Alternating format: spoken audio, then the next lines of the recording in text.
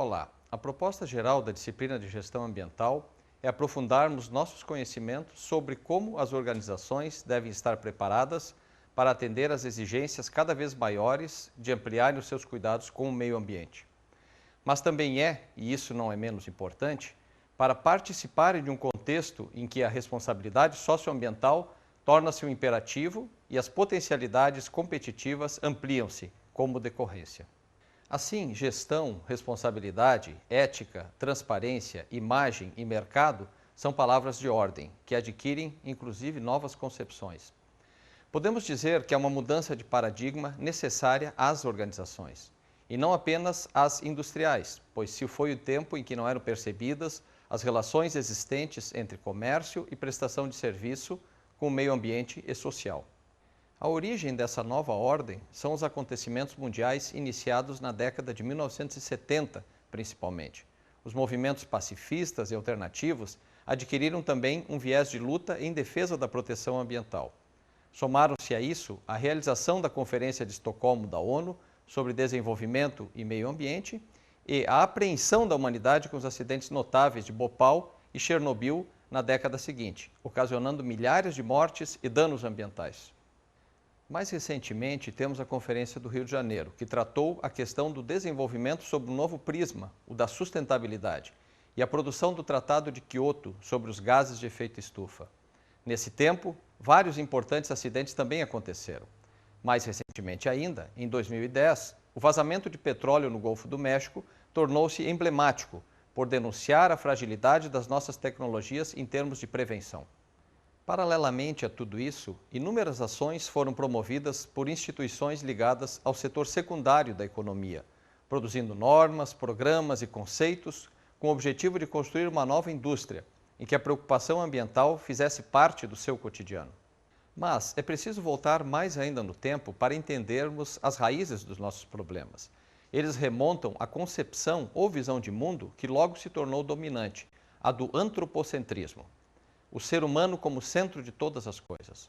Essa visão surge com o desenvolvimento das sociedades, aprofunda-se na Idade Média e hegemoniza-se com a Revolução Industrial no século XVIII. Os avanços tecnológicos a partir da Revolução Industrial tomam força no pós-Guerra Mundial, depois de 1945. Aliás, muitas tecnologias foram aproveitadas e adaptadas de engenhos bélicos, fato comum até os dias atuais. Esses avanços tecnológicos permitiram afirmar a visão antropocêntrica, mas também imprimiram uma escala vertiginosa de utilização dos recursos da natureza. A degradação e a poluição do ambiente decorrentes disso podem ser notados em qualquer parte do mundo e ameaçam seriamente a própria continuidade da economia mundial. Entender a natureza apenas como recurso é um terrível erro que cometemos. Ela tem outras funções e não são poucas. Deve servir também à assimilação dos resíduos produzidos, ao lazer e à manutenção da biodiversidade, por exemplo.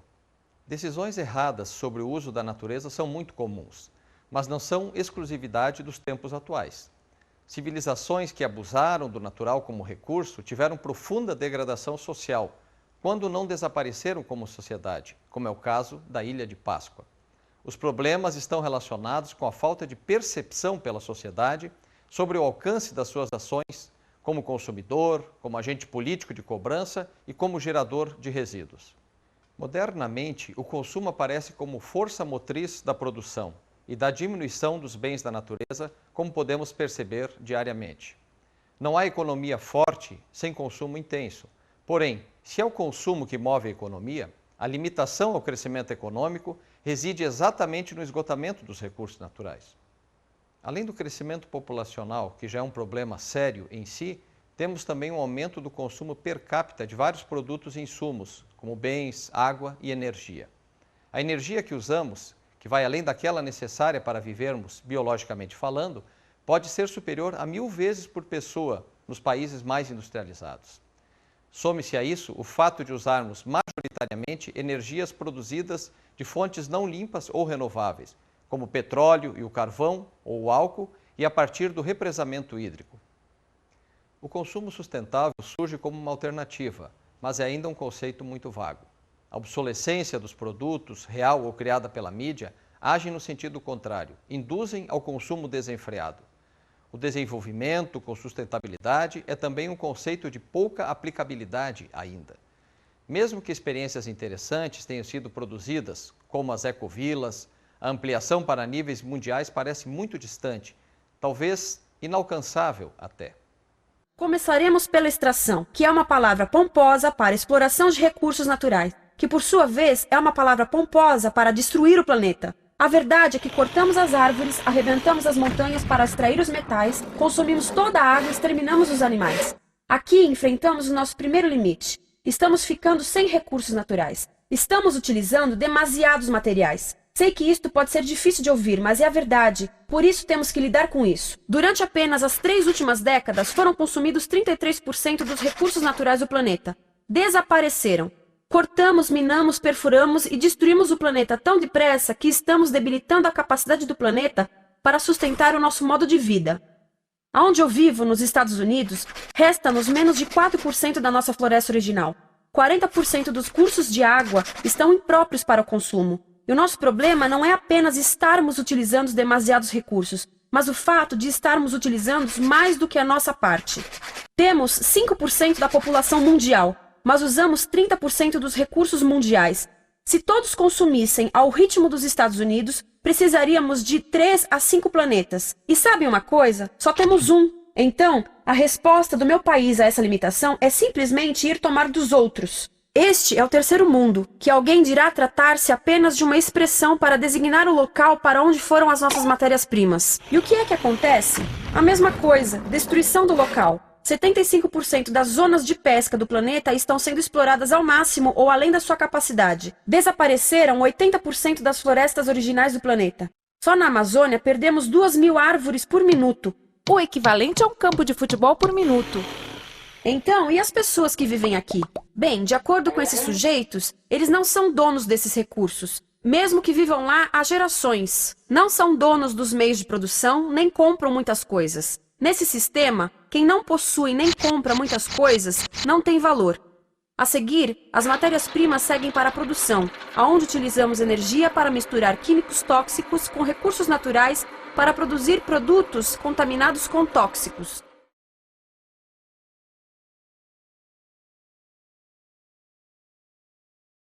Um novo desenvolvimento em bases sustentáveis pressupõe uma nova economia também.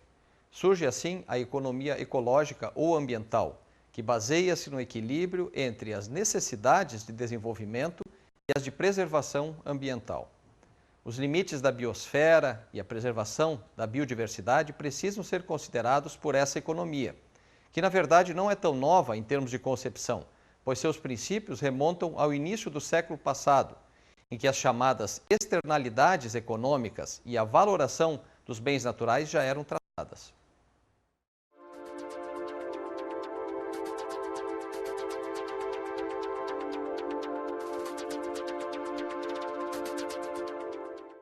A economia ecológica é um campo relativamente novo e amplo, que se baseia na interação entre os interesses econômicos e a manutenção do ambiente. A imagem que podemos ter disso é de uma balança de 2 pratos, em que os interesses econômicos ficam em equilíbrio com a ecologia, ocorrendo a exploração dos recursos ambientais de forma controlada e eficiente, evitando o comprometimento das reservas naturais.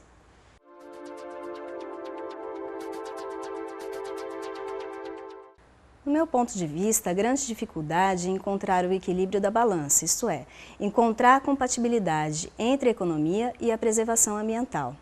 E, além disso, é necessária a conscientização da sociedade, visto que os recursos ambientais têm valor financeiro e devem ser economizados, seja na utilização de tecnologias mais eficientes, que requerem menor quantidade de recursos naturais, ou pelo consumo sustentável.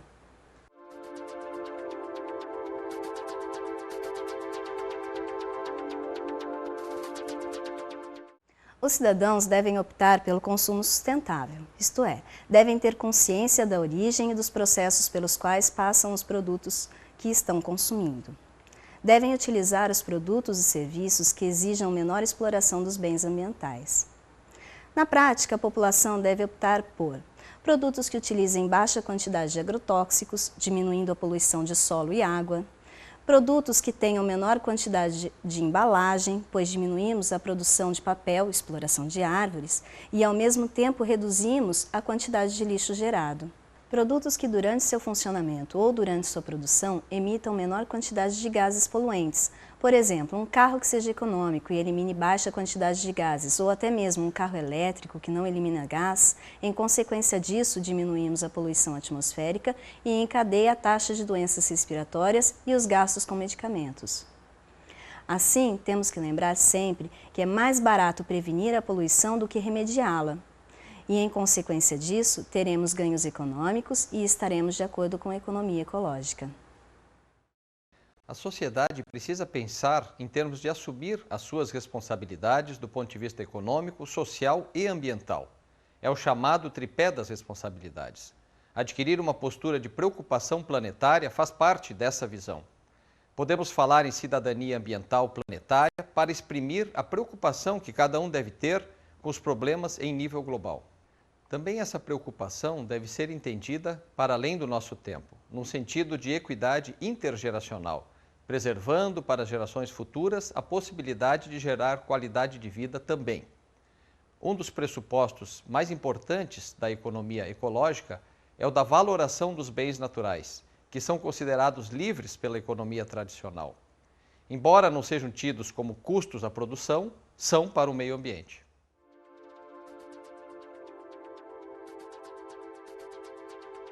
Veremos um interessante estudo produzido pela equipe do Dr. Constanza, nos Estados Unidos, em que a valoração dos ecossistemas é aplicada a partir de vários outros estudos anteriores. Ainda que os estudos sejam deficientes por várias dificuldades e falta de informações, eles nos trazem que os serviços gerados pela natureza a cada ano são pelo menos mais que o dobro do PIB mundial. O mais importante desse e de outros estudos é que devemos fazer as escolhas certas, individual e coletivamente, para minimizarmos os impactos ambientais e sociais de nossas escolhas. O problema, como já vimos, é a percepção que temos sobre isso. Além do mais, os bens naturais sempre tiveram pouca importância nas decisões políticas. Não enxergamos a natureza como uma riqueza, a não ser que ela possa ser explorada. Há interessantes iniciativas na busca por modelos sustentáveis. Uma delas é o conceito de pegada ecológica, em que a quantidade de área natural necessária à manutenção do padrão de vida de uma determinada população é calculada a partir de suas escolhas. Os estudos mostram que sempre tendemos a extrapolar a área reservada àquela população. A Conferência do Rio de Janeiro, em 1992, produziu um excelente instrumento de planejamento socioambiental para os territórios e as corporações. A Agenda 21 e o conceito de mecanismos de desenvolvimento limpo, os MDL, também são daquela época. Ambos têm sido pouco aplicados. Há ainda as certificações reduzidas de carbono, derivadas dos MDL, em que predominam os chamados créditos de carbono, também um instrumento econômico ainda pouco aplicado. Aliás, incentivos econômicos são a perna fraca das políticas públicas. É verdade que avançam no mundo os programas de pagamentos por serviços ambientais, os PSA, inclusive no Brasil. Mas ainda, poluir ou degradar é mais vantajoso para quem detém essas áreas naturais. Há um somatório de ações, inclusive barreiras técnicas, comerciais, entre países e corporações, através de normas, que contribuem para melhorar esse cenário, gerando uma cultura diferente. Mas há muito que avançar na busca por uma sociedade e economia equilibradas. Quanto ao setor empresarial, especialmente o segundo setor da economia, a pressão por cuidados ambientais aumenta significativamente.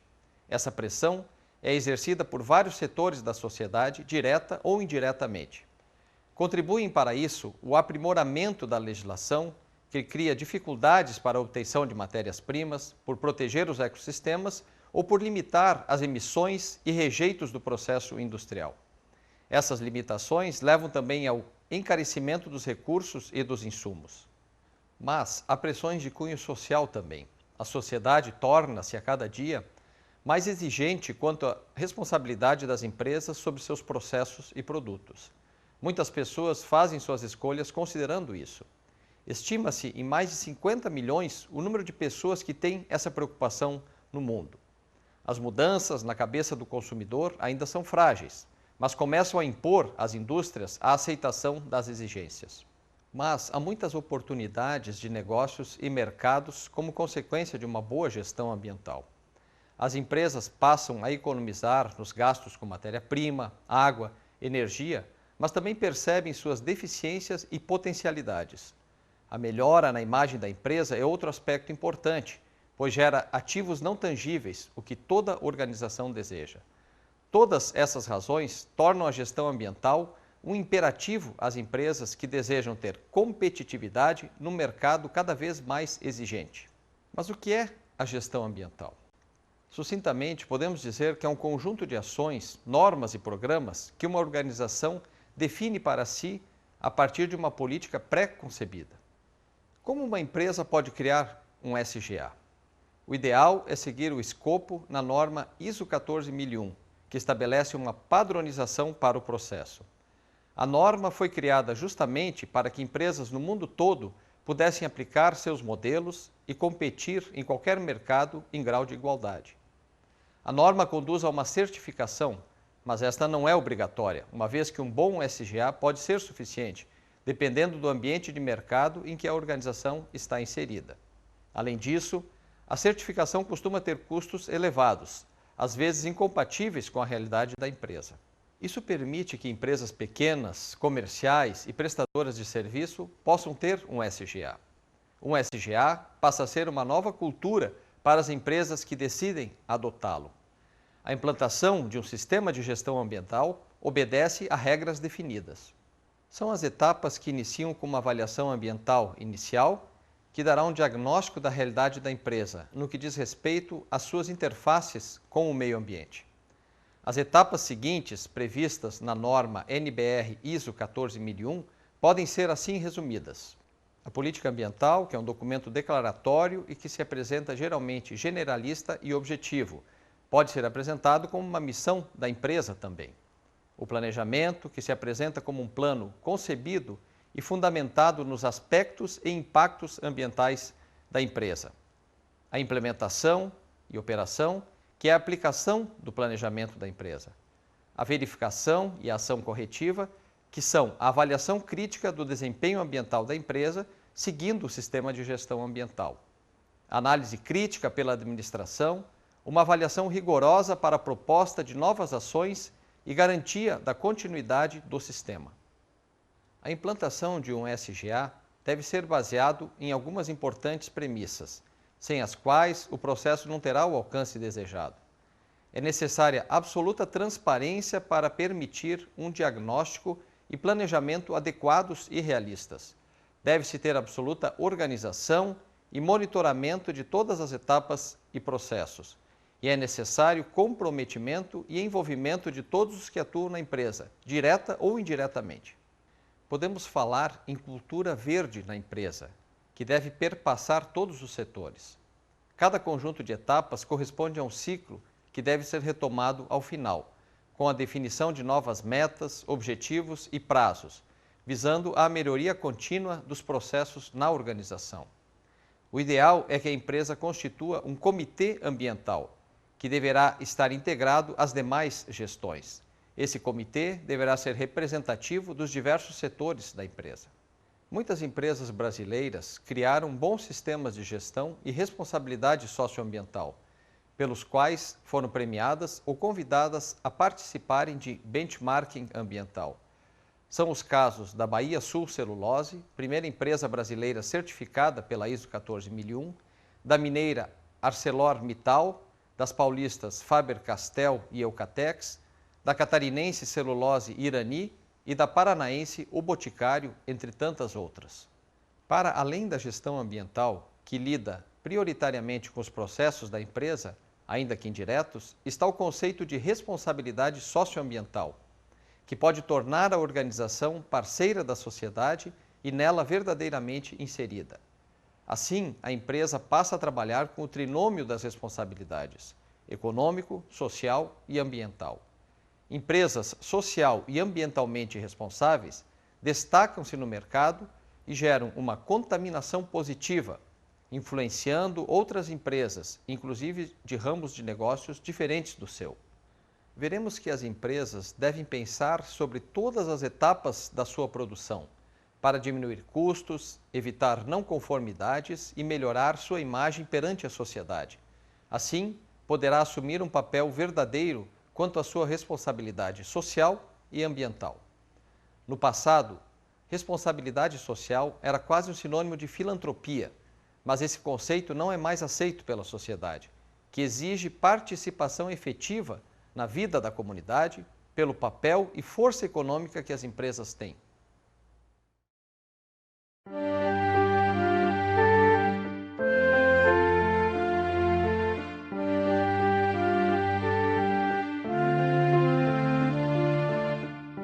Oded Grajew evoluiu de jovem fabricante de brinquedos para tornar-se no maior promotor de responsabilidade social empresarial do Brasil. O setor empresarial é o setor mais poderoso da sociedade. Das 100 maiores economias do mundo, 51 são empresas. Ele fundou a Brinque, uma fundação que fez enormes progressos contra a prática de exploração laboral infantil. E o Instituto Ethos para a Responsabilidade Social Empresarial, engajando a mais de 1.000 empresas, ou seja, 1/3 do produto interno bruto do Brasil, a adotarem práticas sociais responsáveis. Responsabilidade social não é nada mais, nada menos que fazer as coisas certas. E quando se faz as coisas certas, as vantagens pessoais são muito grandes. E do outro lado, nós mostramos os riscos de não ter uma gestão socialmente responsável. A carreira de Oded Grajew tem sido aproximar as oposições entre conservador e progressivo, labor e comércio, público e privado. Neste programa, ele compartilha os seus métodos alistando a todos no esforço de construir uma sociedade sustentável.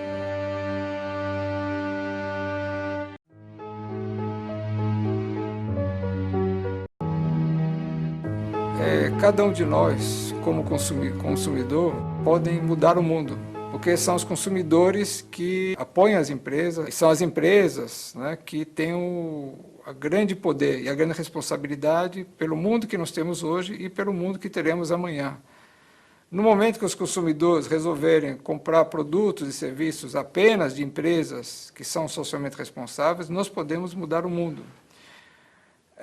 Há muitos casos que mostram que quando os consumidores resolvem boicotar uma empresa, porque a empresa usa trabalho infantil, porque agride o meio ambiente, porque se mete em corrupção, esses consumidores conseguem mudar. Aqui no Brasil, nós instituímos um programa chamado Empresa Amiga da Criança. São empresas que não usam trabalho infantil, inclusive não usam na sua cadeia produtiva, e nós fizemos uma grande campanha para os consumidores, dizendo aos consumidores, na hora de comprar produtos e serviços, compre de empresas que tratam bem as crianças, compre de empresas amigas da criança.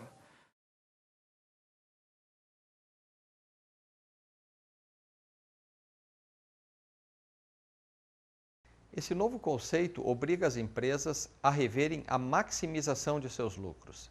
Estabelece um novo paradigma em que a prevenção e a reparação são a tônica. Também determina uma visão integrada das ações por parte das organizações.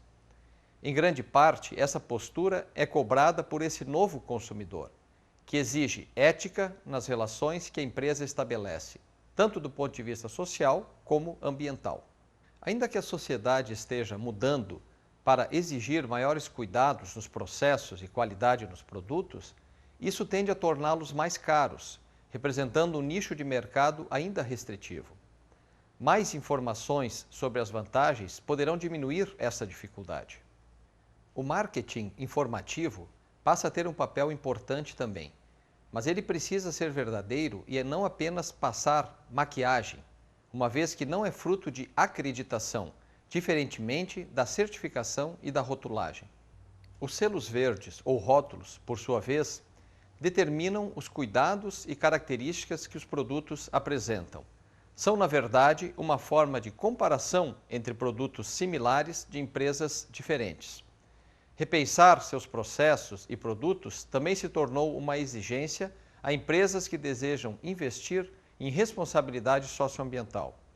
Aí ganham importância dois novos conceitos, o da ecoeficiência e o do ecodesign.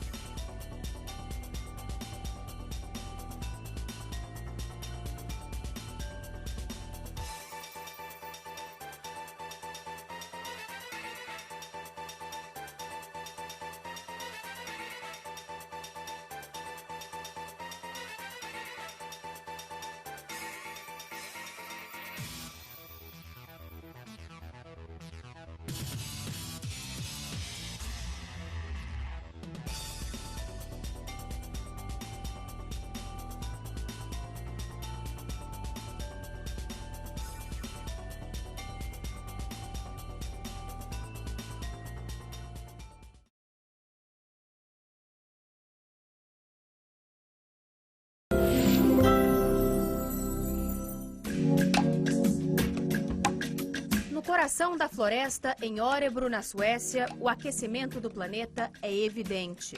A terra e os córregos não congelam tão rápido com a chegada do inverno como antes. Passar com as máquinas pesadas, que retiram a madeira, está cada vez mais difícil. Winters are not as cold. A mudança do clima assusta. Não há como negar. A temperatura subiu, afirma Bent. Ele é o gerente ambiental desta área. Um exemplo do que se chama manejo sustentável. Apenas 5% de todas as florestas do mundo são administradas dentro dos padrões de ecoeficiência que fazem desta uma região modelo. Para cada árvore cortada aqui, outras 4 são plantadas. Isso explica porque hoje a Suécia tem o dobro das florestas que tinha há 100 anos.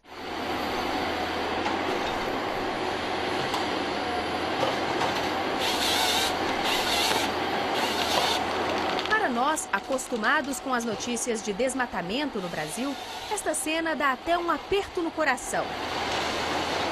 Esse super trator computadorizado mede e arranca mais de 600 árvores num só dia. Mas nessa imensa fazenda, tudo é feito dentro da lógica da preservação da natureza.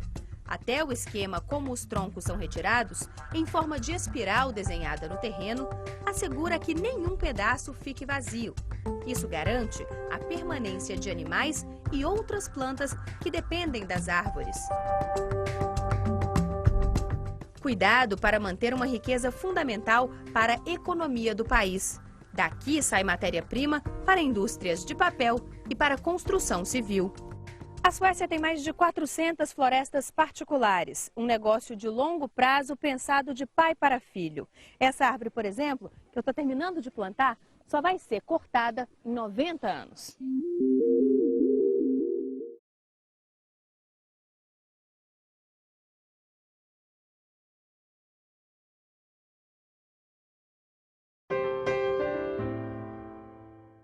Priorizando o design e a inovação, a Paralela Gift trouxe vários expositores verdes, que apresentaram o que podemos chamar de ecodesign. O mineiro Domingos Tótora tem um trabalho excepcional e faz móveis e enfeites decorativos com técnica que ele mesmo desenvolveu e que usa somente papel reciclado e tingimento natural. A artista plástica Annette Berliner também usa o papel para criar. Ela aposta em peças divertidas e coloridas, para uso despretensioso, como estes espelhos. Atenção para a rosa de parede.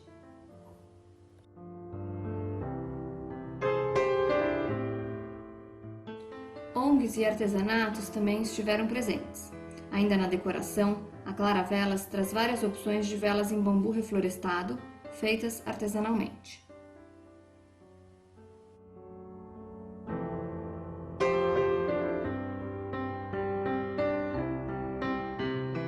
Resíduos florestais, como folhas, sementes e cipós, são as matérias-primas usadas pela EcoArts, que faz enfeites para a casa como quadros, colares de parede, móveis e esculturas, assim como pulseiras e colares.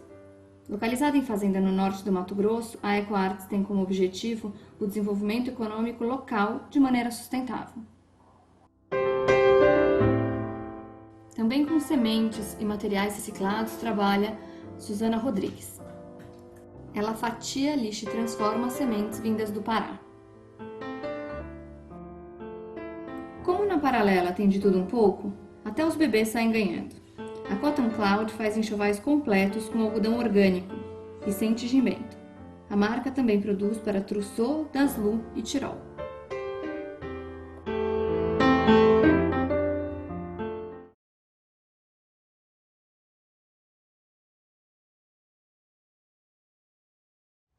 Então, podemos perceber que empresas que têm verdadeiramente responsabilidade socioambiental promovem ações integradas, preocupando-se com cada etapa da produção, com a qualidade e as características de seus produtos e pratica um marketing responsável. Mas que, além disso, atuam comunitariamente, como elementos da sociedade, que de fato o são.